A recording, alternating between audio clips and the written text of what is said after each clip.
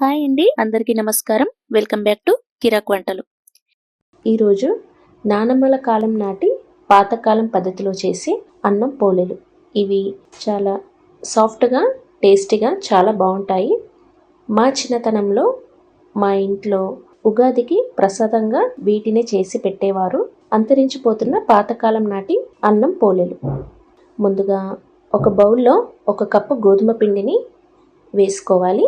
అదే కప్పుతో 1 కప్పు మైదా పిండిని కూడా వేసుకోవాలి. అలాగే కొద్దిగా పసుపు, కొద్దిగా ఉప్పు వేసుకొని ఇందులోనే 2 టీ స్పూన్ల ఆయిల్ని కూడా వేసుకోవాలి. వేసుకొని ఒకసారి పిండి అంతా కలిసేటట్టు కలుపుకోవాలి. ఇలా పిండి మొత్తాన్ని కలుపుకున్న తర్వాత కొద్ది కొద్దిగా వాటర్ని పోసుకుంటూ పిండిని ముద్దగా చేసుకోవాలి.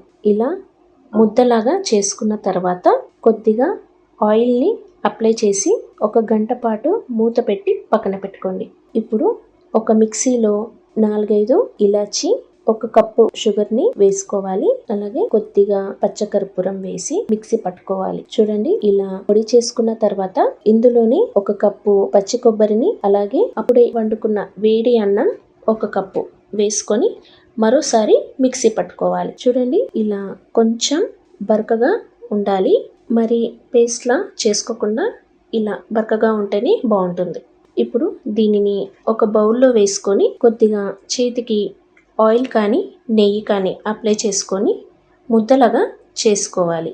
ఒకవేళ చేతికి అతుక్కున్నట్లు అనిపిస్తే ఇందులో కొద్దిగా పుట్నాల పప్పు పొడిని వేసామంటే చేతికి అతుక్కోకుండా చక్కగా వస్తాయి.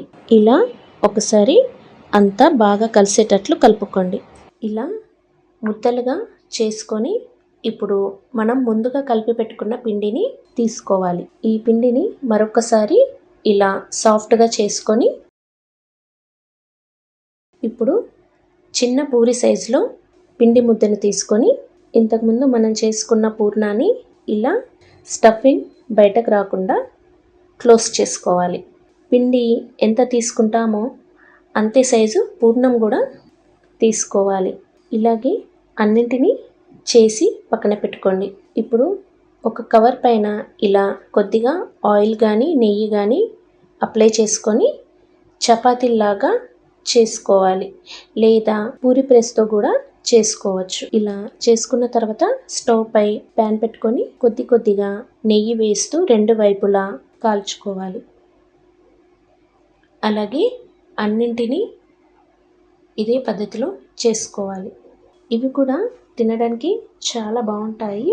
అన్నం పోలేలు చాలా పాతకాలం నాటి రెసిపీ ఇది. మీరు కూడా ట్రై చేసి ఎలా వచ్చాయో చెప్పండి. అంతే అండి, ఎంతో టేస్టీగా ఉండే చాలా సింపుల్గా 10-15 నిమిషాల్లో ఈజీగా చేసుకోగలిగే అన్నం బొబ్బట్లు.